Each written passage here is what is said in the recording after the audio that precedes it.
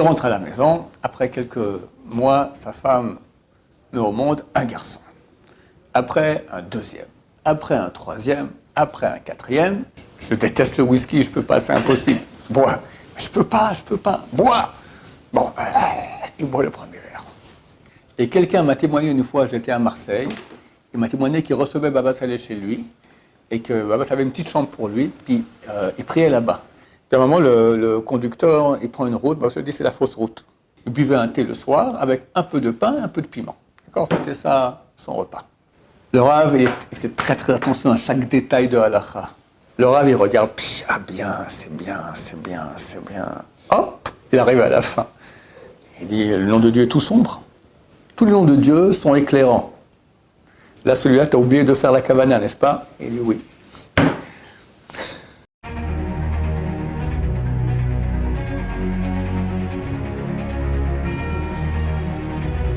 Donc on continue un deuxième cours à bout de demande sur Baba Saleh. Donc peut-être un troisième, qui sait, parce qu'il y a tellement d'histoires à raconter sur lui.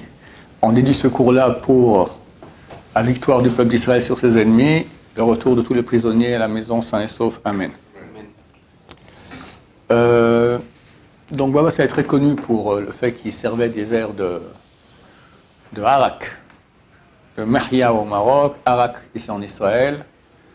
Il mettait un foulard au-dessus de la bouteille et servait comme ça pendant des centaines de personnes. Et ça ne s'arrêtait pas. Mais pourquoi il faisait ça? Alors, c'est dur à savoir, on ne sait pas exactement, mais c'est clair que ces verres qu'il donnait aux gens avaient des pouvoirs extraordinaires. Il y a un grand rabbin, un grand rosh yeshiva. J'ai raconté une fois une histoire, j'ai raconté son nom. Je préfère pas raconter son nom, bien que je pense qu'il n'y a pas de la shonara, parce que lui-même a raconté ça. C'est un grand rosh yeshiva actuellement en Israël, assez vieux, et un des membres de son équipe de rabbanim, c'est le gendre de Baba Saleh. Zal, il est mort dernièrement. Et de ce fait-là, il a dit à son gendre, amène-moi chez Baba Saleh. Ok, chez Baba Saleh, vous êtes très content de recevoir le rosh yeshiva, il installe, c'était là, etc. Et il lui donne c'était des verres verts, hein. C'est pas un petit verre de harak que tu vois comme ça, c'est un gros verre comme ça. Bon, le Rav, entre le Rav Yehuda, c'est son prénom, je ne vais pas dire son nom de famille, il dit désolé, Kvod Rav, mais j'ai un ulcère, je vois ça, c'est directement l'hôpital. Alors Rav lui dit Rofer Hinam Omer Shatabari. Le médecin gratuit, c'est donc Dieu, dit que tu es en bonne santé. Bois. Bon, très embêté. Il s'est dit, je vais me débarrasser du verre en douce. Puis en fait, il y avait 20-30 personnes là-bas, tout le monde le regarde comme ça, parce que tout le monde aurait bien voulu avoir le verre. Il ne sait pas quoi faire. Alors il dit aux gens de Baba Saleh, bon, je bois le verre, mais on part d'ici directement, on va directement à l'hôpital. Et il boit le verre. Des fois, le Rav donnait pas un verre. 5, 6, 7, 8, 9 verres. Les gens était à moitié sous chez lui, sortait de chez lui, il ne faisait plus rien. C'était phénoménal. Le Rav Yehuda sort de chez le Rav, il se sent bien. Bon, il dit, on va à Jérusalem, il habitait à Jérusalem, on va à l'hôpital directement. À Jérusalem, tout va très bien. Bon, ok, demain matin à l'hôpital. Il dit comme ça à sa femme avant d'aller dormir. Il se lève le matin, tout va bien. Bon, la vie continue. Et il a raconté qu'il s'est planté. Pourquoi? Parce qu'il n'a pas cru. Il n'a pas cru au verre de Baba Saleh. Il raconte l'histoire d'un ami à lui, le Rav Batzri, qui est un des grands kabbalistes ici aujourd'hui en Israël, qui lui a eu la même histoire exactement. Il vient chez Baba Saleh, il donne un grand verre comme ça, il dit, je ne peux pas, j'ai un ulcère, je souffre, c'est l'hôpital direct. Rofer Hinam, le médecin gratuit, dit que tu es en bonne santé, bois. Il a cru, il a bu, et non seulement il n'a rien eu, mais son ulcère est parti. Ça l'a guéri sur place. Et comme ça, le Rav faisait des miracles extraordinaires avec ses verres. Une histoire ici, il y a quelqu'un à Jérusalem, il avait 3 filles. Chez les Marocains, avoir que des filles et pas de garçons, c'est presque une malédiction. D'accord? Alors, il se plaignait. Quelqu'un dit, écoute, tu as une voiture, viens, on va chez Baba Saleh, tu vas prendre une bénédiction chez lui. Bon, ils partaient d'eux. Ils viennent chez Baba Saleh. Ça, c'est le petit-fils de Baba Saleh qui me racontait l'histoire. Et il est dans le quartier ici. Et Baba Saleh demande en arabe, qu'est-ce qu'il a, lui? Il vient de Yerushalayim. C'est quoi son problème? Il a que des filles, il demande des garçons. Hein? Tiens, tu bois un verre. Ok, il boit. Après quelques minutes, le Rav dit, qu'est-ce qu'il a lui? Il vient Yerushalayim. C'est quoi son problème? Il a que des filles et des garçons. Tiens, prends un deuxième. Comme ça. 5 verres. Au 5e verre, le type qui était avec lui dit, oh, c'est toi le conducteur, je vais rentrer sain et sauf à Jérusalem, tu es complètement rond là, ça va. Arrête. Il n'a pas bu le verre. Il rentre à la maison. Après quelques mois, sa femme met au monde un garçon. Après un deuxième. Après un troisième. Après un quatrième. 5e, elle tombe enceinte. Fausse couche. Rien que des verres comme ça. J'ai un gendre qui, son grand-père était très proche de Baba Salé. Sur les photos de l'époque, on le voit comme ça, tout jeune, le grand-père. Il a raconté qu'une fois, il était allé voir Baba Salé, il habitait pas trop loin, Kiryat Malachi, c'est une demi-heure de route de Netivot.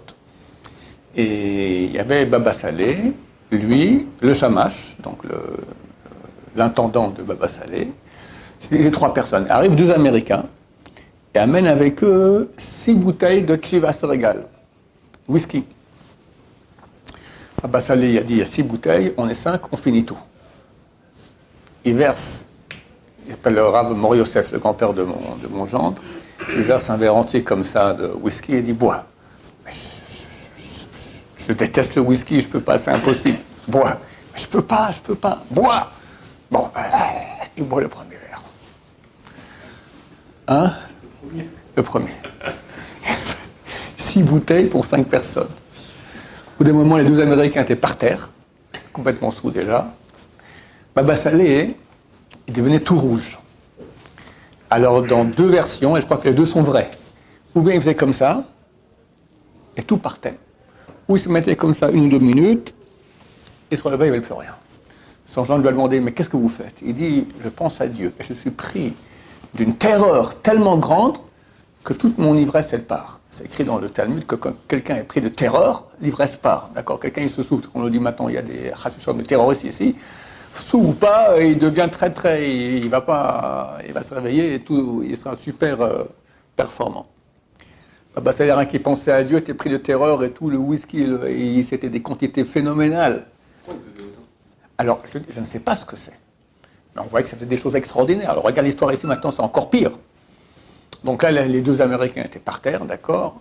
Le Shamash chez Baba Salé, il a complètement trégué, et le Rav Mor Yosef, lui, il essaie de tenir le couple. Alors, il lui verse un 2e verre. Il dit, bois. Non, je peux pas. Bois, je peux pas. À la fin, Baba Salé a dit à son intendant, tu lui verses le verre dans le dos. Et il a versé tout le whisky dans son dos. Pourquoi? Je ne sais pas, mais c'est clair qu'il y a des choses très profondes là-dedans. On voit qu'il faisait des miracles extraordinaires. Et ils l'ont mis dans le coffre de la voiture, et on l'a ramené chez lui. Il raconte que il était complètement inconscient. Lorsqu'ils ont ouvert le coffre de la voiture après une demi-heure de route, il était en pleine forme. D'accord? Un verre comme ça de whisky, que nous, on va à l'hôpital pour un truc pareil. Enfin, moi, personnellement. D'accord? Très belle histoire que je racontais dernièrement dans le cours du Mesat Yesharim. Un jour, il était malade, Baba Salé, et sa famille lui fait pression pour aller à l'hôpital. Il ne sert à rien, ils ne vont rien trouver. Bon.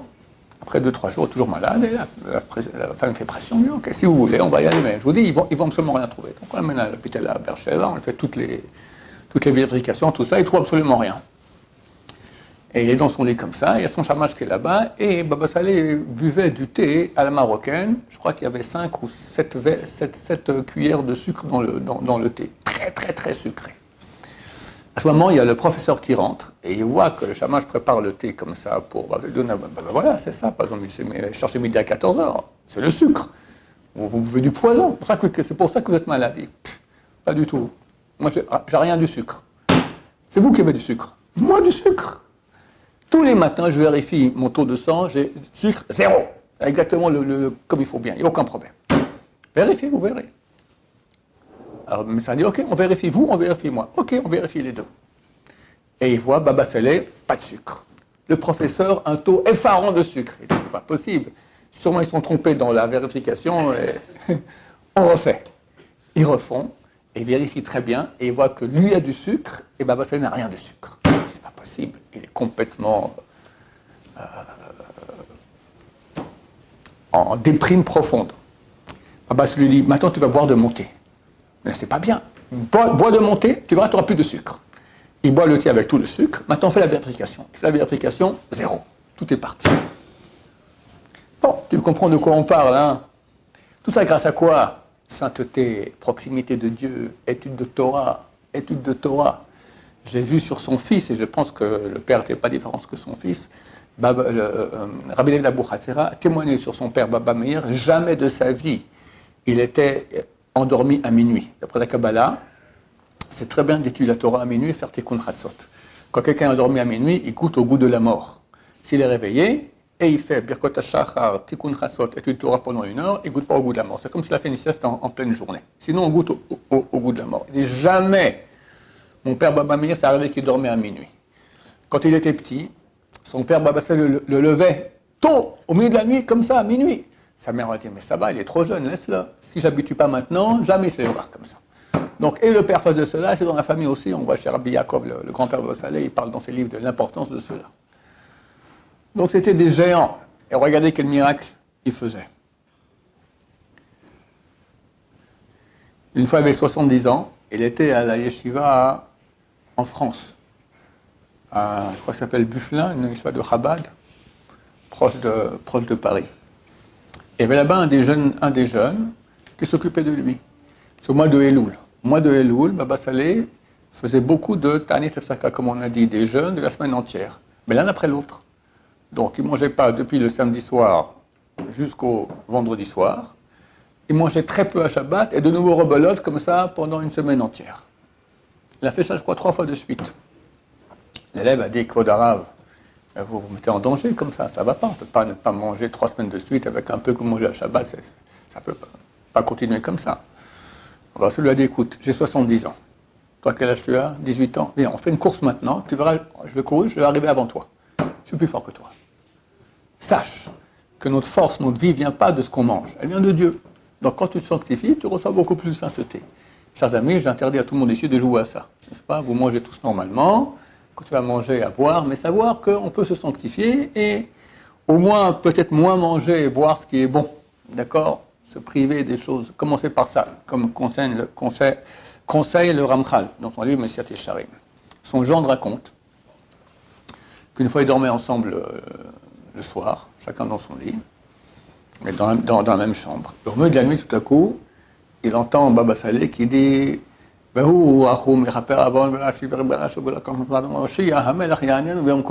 verset qu'on dit avant Arvit. Avec le nom de Dieu. Il se met à prier Arvit. Mais il dit, on a déjà prié ce soir. Mais c'est un problème. Bon, il n'a pas osé le réveiller, enfin, il était couché. Quelqu'un qui prie 2 fois Arvit, c'est toutes les bénédictions qui se font. C'est Batala, tu as déjà prié, tu fais une 2e fois. C'est chaque bénédiction en vain, d'accord? C'est le 3e des 10 commandements, c'est très grave. Le lendemain matin, il a demandé à Baba Salé, il a dit, je ne sais pas, mais cette muse a fait tout Arvit avec le nom de Dieu, etc. Oui, dans le ciel, ils m'ont demandé des Chaler Tzibour. Chez Tzibour, le ministre officiant, comme ici, il y a quelqu'un qui va faire Arvit, dans le ciel, on m'a demandé, alors il a dû tout refaire. Couché. Et quelqu'un m'a témoigné une fois, j'étais à Marseille, il m'a témoigné qu'il recevait Baba Salé chez lui, et que Baba Salé avait une petite chambre pour lui, puis il priait là-bas. On entendait un vacarme énorme. On entendait les gens qui répondaient Kaddish, on répondait Baruchou, d'accord, lui tout seul dans la chambre là-bas.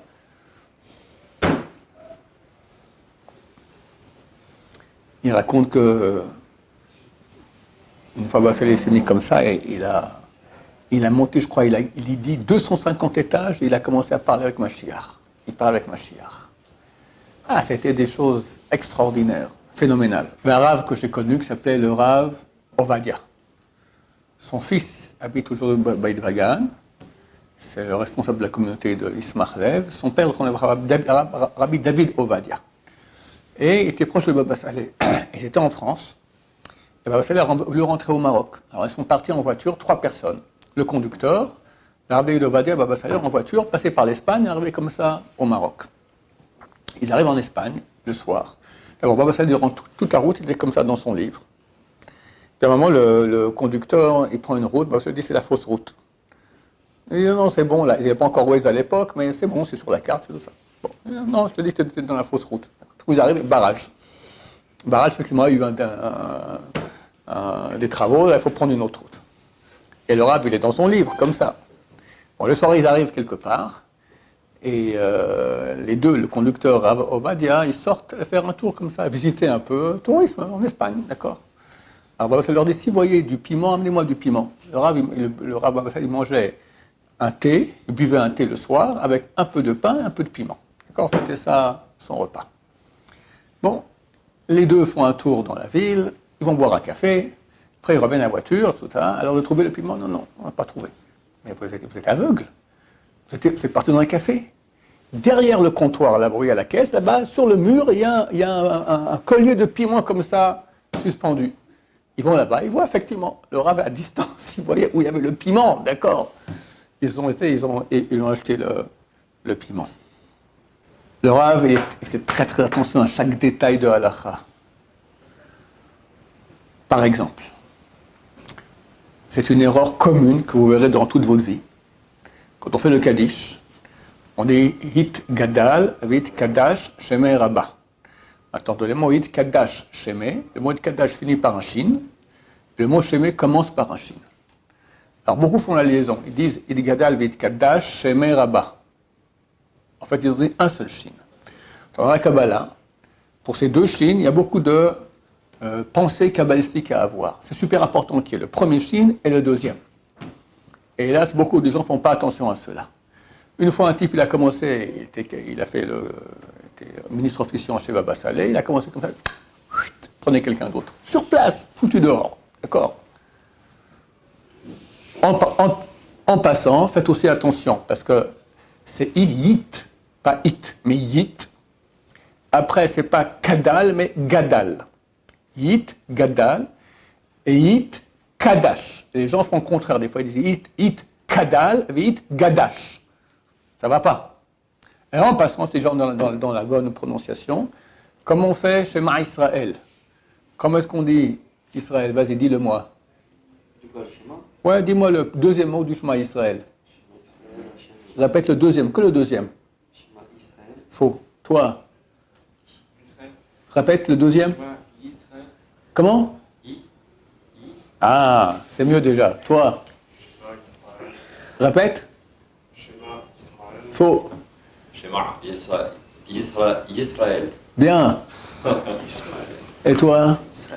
C'est bien. C'est des bons élèves. Toi, tu es nouveau encore. La majorité complète des gens font faux. Parce qu'ils le disent en français. En français, il y a un I-S-R-A-E-L. Alors on dit Israël. Mais ce n'est pas en hébreu. Le I, ça c'est Aleph Yud. Or, ce n'est pas Aleph Yud, c'est Yud. Yud, c'est Y. Donc c'est Shema Yisraël. Et Israël, c'est faux. Et comme ça, on pourrait faire très longtemps, mais ce n'est pas le sujet, on revient sur Baba Saleh. Très souvent, il demandait à acheter des nouvelles paires de tefilin. Il avait toujours des doutes que peut-être on peut faire mieux, etc. Une fois, il a demandé à son gendre, amène-moi des parchemins de tefilin que je puisse voir maintenant de... Je crois qu'il voulait aussi avec les kabbanot, avec les intentions kabbalistiques. Son grand-père, Rabbi Yaakov Abu Hatzera, il avait demandé à un sofer, un très très grand scribe, de lui faire une paire de tefilin parchemin. Maintenant, on peut avoir une tefilin qui a l'air complètement cachère et qui peut être complètement pas soule. Chaque fois que le sofer, le scribe, écrit le nom de Dieu, il doit dire « j'écris maintenant le nom de Dieu pour la sainteté du nom de Dieu ». Il doit faire comme ça. S'il a oublié, le tefilin a l'air cachère, on ne peut pas déceler cela, et il est complètement pas cachère. Alors, le type, il a écrit tout le tefilin, ça prend beaucoup d'heures de travail, avec attention kabbalistique, etc. Puis le dernier nom de Dieu, il a oublié de faire ça. Maintenant, c'est une épreuve. Pourquoi? Parce que c'est des heures, peut-être 2 semaines de travail, d'accord. Et si le nom de Dieu, il n'est pas bien, il faut refaire tout, d'accord. On ne peut pas effacer le nom de Dieu et refaire. C'est bon, jamais ça comme ça au Rav, pauvre type. Le Rav, il regarde, ah bien, c'est bien, c'est bien, c'est bien. Hop, il arrive à la fin. Il dit, le nom de Dieu est tout sombre. Tous les noms de Dieu sont éclairants. Là, celui-là, tu as oublié de faire la kavana, n'est-ce pas? Il dit oui. Bon, je vais gentil avec toi, je te redonne de l'argent. Comme si je t'ai acheté cela, vas-y, tu me refais une autre paire, mais tu n'oublies rien. Essaye pas de m'avoir la prochaine fois. Ça, on ne peut pas le vérifier. Nous, on ne peut pas vérifier. Il faut prendre fini chez quelqu'un de super cachère et prier, espérer que c'est cachère. Espérer. Et à ce propos, justement, Baba Saleh disait « Je loue la coutume de la ville de Sofrou. » Il y a une ville au Maroc qui s'appelle Sofrou. Et là-bas, ils avaient une coutume qui mettait les tefilines sans bénédiction. Pourquoi? Parce qu'ils avaient un doute, peut-être que le tefilin n'est pas cachère. Alors, si tu fais une bénédiction sur un tefilin non cachère, alors non seulement tu n'as pas fait la mission de tefilin, mais tu as fait une bénédiction en vain, ce qui est très grave, c'est rappeler le nom de Dieu en vain, c'est le troisième des 10 commandements. Et pourquoi je prends un doute? Pourquoi je prends un risque? Je mets le tefilin, s'il est valable, je fais la mission, au moins le tefilin. S'il n'est pas valable, au moins je ne peux pas dire le nom de Dieu en vain. Ils mettaient les tefilin sans bracha. Baba Saleh disait, je loue leur coutume. Je pense que je ne me trompe pas si je dis qu'aujourd'hui, en tout cas en France, la majorité des filines ne sont pas cachères. Je pense que je ne me trompe pas, j'espère que je me trompe. C'est pour ça que quand les gens viennent ici, très souvent on leur vérifie les filines, on voit plein d'erreurs. Tu nous as montré tes filines, toi? Tu as corrigé, tu viens de les corriger maintenant. Voilà. Il y a plein de problèmes. Ce qu'on voit, ce qu'on ne voit pas. Il y a des tas de problèmes qu'il peut y avoir qu'on ne voit jamais, on ne peut pas savoir. Et les gens sont tellement affamés de faire de l'argent, donc ils font des filines qui ne sont pas cachères, qui ne vont pas, ils les vendent. C'est terrible, terrible, terrible, terrible. Baba Saleh, chaque quelques mois, il voulait acheter une nouvelle paire, etc. Pour être certain. Alors, une fois, il a demandé à son gendre d'aller chez 3 grands scribes kabbalistes à Jérusalem, les meilleurs, il veut voir leur parchemin. Chacun est super honoré qu'il va écrire le film de Baba Saleh, tu parles. Après, c'est la belle vie, d'accord? Alors on amène les parchemins chez Baba Saleh, il dit « Ah, je pense qu'à l'argent. » Encore un deuxième, lui aussi pense qu'à l'argent. S'il y a une erreur. Et il y avait, je ne sais pas si c'est dans ce cas-là une autre histoire que raconte son gendre aussi, qu'il a ramené le film chez le sophère, le scribe, il dit « Il y a une erreur. » Et c'est pas possible. Le scribe, il relit tout bien comme il, aucune erreur. Et Baba Saleh ne s'est pas trompé. Une 3e fois, il relit tout, il n'y a pas d'erreur. Ils sont mis les deux ensemble. Ils sont allés. Et à la fin, ils ont trouvé une erreur. Il y avait 2 lettres inversées. On ne pouvait presque pas ne pas le voir. On ne pouvait pas se rendre compte de cela. Il y a des trucs comme ça, tu crois, hop. Et Baba Saleh, à la seconde, il voit. Alors, un tefilin, il doit être lumineux, d'accord. Il y avait un rave ici, c'était le Rosh HaYeshivot en Israël. C'était le rave du Rav Shach. C'était le rave Even Haezel. Il a écrit un livre qui s'appelle Even Haezel. Un jour, on lui amène un verre d'eau, il dit, mais le verre n'est pas trempé au mikvé. Mais comment un verre, tout ce qui est en verre, en métal doit être trempé au mikvé. Le verre n'est pas trempé au mikvé. Mais comme vous ne voyez pas ici, le nom de Dieu, il n'apparaît pas. Il y a des gens qui ont des yeux purs, ils n'ont pas regardé les bonnes femmes dans la rue, ils ont travaillé des années comme ça, ils purifient leurs yeux, ils voient le nom de Dieu. Une fois, c'est la guerre du Liban, première guerre du Liban, 82.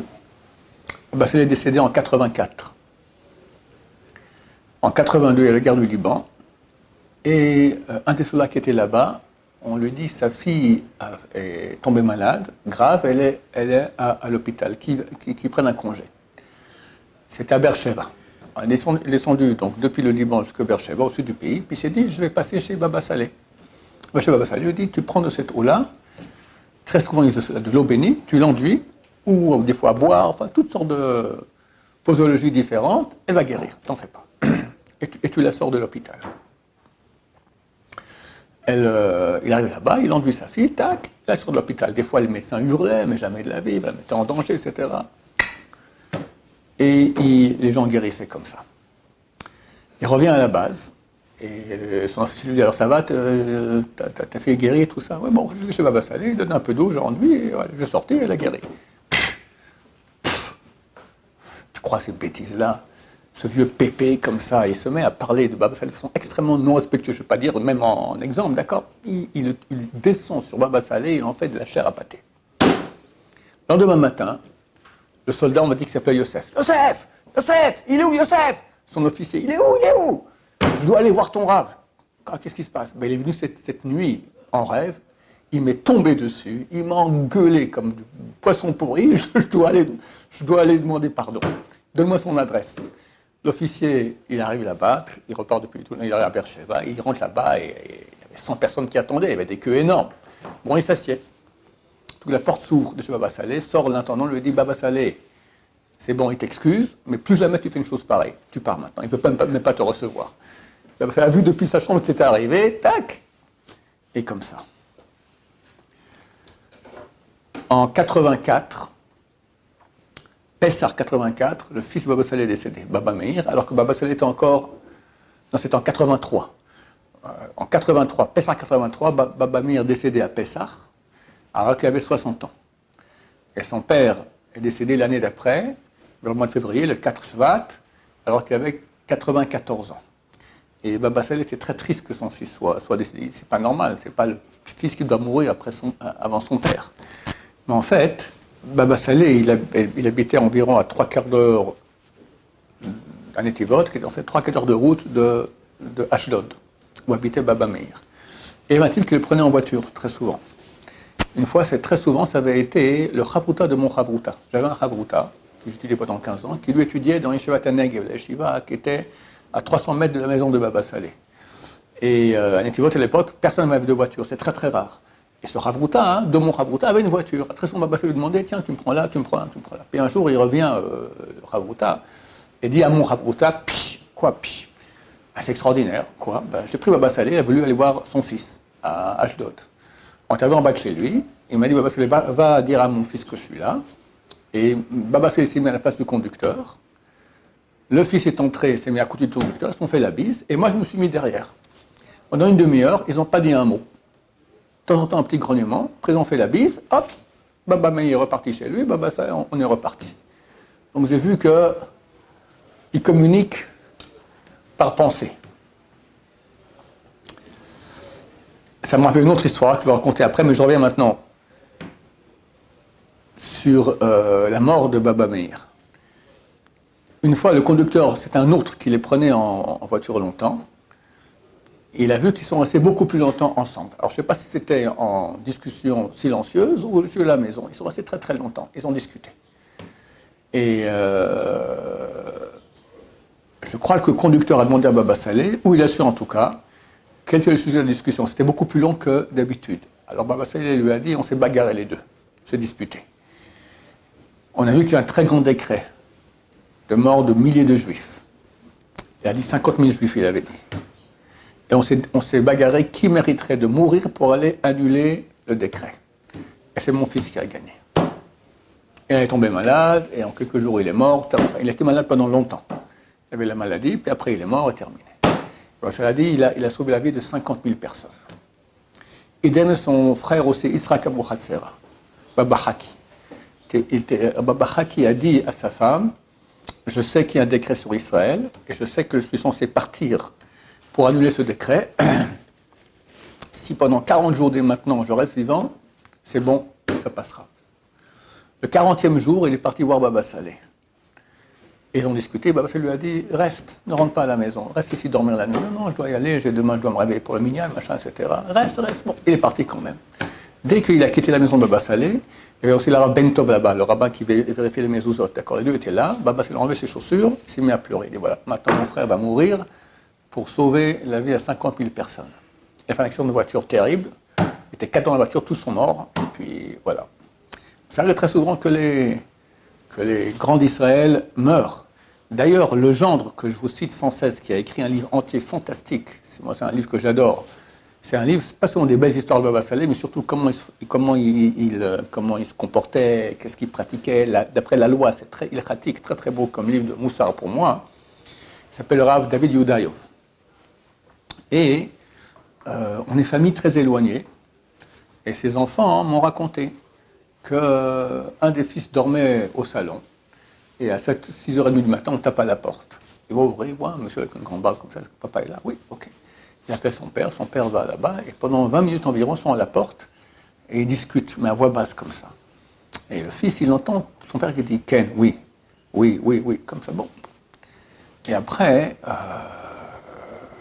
dans les 2 semaines après, le père David Yodéev raconte à son fils l'histoire suivante. Il lui raconte que quand il était jeune, il y avait à l'époque, c'était le Kafahaim. Le Kafahaim, c'était le grand posek Sfarad avant le Rav Ovadia Yosef, ici en Israël. Il vivait, je crois qu'il a dû décéder en 1950, 140, quelque chose comme ça. Il a écrit un grand livre de Halacha, le Kafahaim. Son petit-fils, c'est le Rav Chaim Sofer, qui est un grand rosh yeshiva ici, de la yeshiva Kaf HaChaim.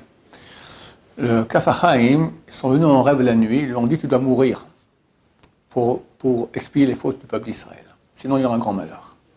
Il dit, mais je suis en train d'écrire mon livre, j'ai encore 2 tomes à faire. Allez plutôt voir le Rav Ephraim HaKohen. Bon. Le matin, il va à la synagogue, il voit Ephraim HaKohen. Ah, t'es pas parti? Non, je l'ai envoyé chez le 3e, dont j'ai oublié le nom. Rav Ephraim HaKohen, c'était un grand kabbaliste. Son fils, et c'est le Rav Chacham Cohen qui est décédé, qui était de grande génération Sfarad, d'accord? J'ai envoyé chez le 3e. Ils ont dit, messieurs, après la prière, on va à l'enterrement de notre cher ami qui vient... Personne ne savait encore. Eux, ils ont déjà dit, on va à l'enterrement de notre cher ami qui vient de décéder. Cette histoire-là, Rabbi David Yodayov, il a raconté à son fils, la 3e fois, son fils dit, mais pas ça, en 2 semaines, 3 semaines, 3 fois, tu me racontais la même histoire, ça va, j'ai bien compris. Pourquoi? Alors, le père dit, mon fils, il faut que tu saches, quand dans le ciel, on demande à quelqu'un de partir, il faut accepter. Quelques jours après, Rabbi David Yodayov, il est décédé. Pendant les 7 jours de deuil, qui est venu consoler? L'homme qui avait tapé à la porte avec la grande barbe. C'était un Ashkénaze. Et il a expliqué qu'il savait que dans le ciel, il y avait un grand décret. C'est Rabbi David qui devait mourir pour partir. Et il a accepté de mourir pour Am Israël. Donc ça arrive des choses pareilles. Il faut savoir que ce sont des choses qui arrivent. Et je finis avec la dernière histoire. La première, c'est une histoire qui se comprend bien au moyen de 3 histoires. La première, j'ai déjà raconté. Qu'on a vu comment Baba Salé Baba Meir, il discutait sans prononcer. Deuxième histoire, celle que m'a racontée, c'est les 2 dernières, les 2 m'ont été racontées par le Rav Grossman, le Rav Yitzhak David Grossman. Dernièrement, il a dit sur Internet, jusqu'à Pessah, Mashiach viendra. D'accord? C'est un monsieur qui a des établissements dans le nord du pays, à Migdal Or. C'est un chassid de Karlin, dont le père était un très grand possédé ici à Yerushalayim. Et lui, il était très très proche d'un Admor que Baba Salé adorait. C'était l'Admor de Lelov. Grand sadique. Si Baba Salé l'aimait, c'est un grand sadique. Pour vous dire juste que quand il est mort, j'ai eu la chance d'aller à son enterrement, il pesait 24 kilos. Toute sa vie, il a jeûné. Pendant 50 ans de suite, il jeûnait tous les jours. Et je crois qu'il finissait tous les télim avant de faire Shachrit. Le Rav Grossman était très proche de Admor de Lelov. Il était jeune, pas encore marié. Et voulait participer au soir du Seder de Admor de Lelov, à Bnei Brak. Mais l'Admor de Lelov ne recevait que des gens mariés, pas des gens pas mariés. Les gens pas mariés, ils ont toutes sortes d'images dans la tête, tout ça. Il ne voulait pas de ça sur sa table. Non, il s'est faufilé. Il a vu que le Rav l'a vu, il ne lui a rien dit. Il m'a raconté, Rav Grossman, qu'il faisait la Galope Pessah très rapidement, mais c'était une vraie bataille. Il se battait contre des forces titanesques. Il se levait au milieu, comme ça, en disant la Haggadah, et se roulait sur le mur. Il tournait comme ça sur le mur, tout le long de la salle, comme ça, en disant la Haggadah. Puis à la fin, il s'affale sur sa chaise épuisé, fin de la Haggadah. Et il voit le Rav Grossman de loin, et il dit « Itchi David », son nom c'est Yitzhak David, mais on dit « Itchi David ». Vous êtes des chassides de Karlin, n'est-ce pas? Il dit oui. Alors pourquoi ton père, il fait la Haggadah avec les intentions kabbalistiques de Chabad, Lubavitch? Il dit, je ne sais pas, je lui montrerai. Après la fête, le Rav Grossman rentre à la maison à Jérusalem, il dit, papa, dans quelle Haggadah tu as fait la Haggadah de Pessah? Tu sais, nous on est Karlin, on mange le Karlin, mais quelqu'un m'a offert une très belle Haggadah avec les intentions kabbalistiques de Chabad, je fais Chabad cette fois-là. Le Rav, il a Bnei Brak, qui voit les intentions kabbalistiques de quelqu'un à Jérusalem. Phénoménal. La dernière histoire, la voici. Un jour, le Shamash, l'intendant de Baba Salé, c'est un dimanche, revient en fin d'après-midi. Il arrive chez Baba Salé. Où t'étais? J'étais à Méron. T'étais à Méron? Méron, c'est la tombe de Rabbi Shimon Bar Yochai. Qui y avait là-bas? Il y avait l'Admor de Lelov. Quoi, l'Admor de Lelov est à Méron? Viens, on y va. Quoi, viens, on y va? À l'époque, pour venir de Méron à Nétéos, c'est 7 heures de route. D'accord? Baba Salé était très très vieux déjà. De quel âge il avait? Il avait 90 ans. Baba Salé lui a dit, on y va maintenant. Il était vieux, très très vieux. Faire une route pareille. Mais Baba Salé décide une chose, il ne bouge pas. Ils partent en voiture, ils arrivent à Méron, Et directement, il rentre, il y avait la salle, c'était la salle de la police en fait, et là-bas ils ont mis un lit pour l'Admor de l'Elov, qui était malade, qui était immobilisé, il était paralysé, d'accord, il était dans son lit. Et Baba Saleh rentre là-bas, qui était présent, le Rav Grossman. Il m'a raconté l'histoire, il m'a raconté 2 fois l'histoire avec 2 ans d'écart entre la première et la deuxième version, qui sont les mêmes. Pour la deuxième fois, je vais poser une question, je vous dirai tout de suite laquelle. Et Baba Saleh se met à regarder dans les yeux l'Admor de l'Elov, comme ça pendant 10 minutes, sans rien dire. Discussion silencieuse. La deuxième fois, je lui ai dit, mais quel regard ils avaient? Il m'a dit un regard d'amour l'un pour l'autre. Et après, Baba Saleh, il sort. Rav Grossman le prend par le coude comme ça, et il va à la tombe de Rabbi Shimon Bar Yochai, mais pas l'endroit des hommes, l'endroit des femmes. C'était en plein hiver, donc c'était pas, on pouvait personne là-bas. Et il arrive à 1 mètre de la tombe de Rabbi Shimon Bar Yochai, on lui met une chaise, il prend sa canne, main gauche, main droite, comme ça, pendant une demi-heure. Il n'a même pas touché la tombe de Rabbi Shimon Bar Yochai. Rav Grossman qui attend à côté de lui. Baba Saleh se lève, il reprend comme ça le Rav Grossman, et là sort l'intendant de Admor de l'Elov. Les 2 parlent yiddish. Alors le Rav Grossman demande à l'intendant, was donc dirait, qu'est-ce qu'il a dit le Admor? Alors il a dit que le Rav de l'Elov a dit, Baba Saleh et moi, on s'est concerté avec Rabbi Shimon Bar Yochai que ce que nos ennemis veulent nous faire, qu'ils se le fassent à eux-mêmes. Et quelques jours après a commencé la guerre Irak-Iran. C'était en 1980. Moi, j'étais à l'armée à l'époque. Il y a eu 1 million de morts. L'Irak et l'Iran, c'était 2 superpuissances énormes contre Israël. Ils ont fait la guerre entre eux, Baruch Hashem. Et maintenant, bon, on a encore l'Iran, ça se passera pour eux aussi la même chose, Bezrat Hashem. 2 hommes, Améron, qui se regardent et qui décident comme ça, et regardez qu'est-ce que ça a fait, extraordinaire. Que son mérite nous protège, que comme il a fait une décision pareille, c'est marqué que les tzadikim dans leur mort sont plus grands que leur vie. C'est une décision que tous nos ennemis disparaissent. Que Mashiach ven berachamim, combien il pleurait pour Mashiach, combien il pleurait pour voir Mashiach. Et nous on va le voir Bezrat Hashem. Baruch Adonai, l'olam, amen va amen.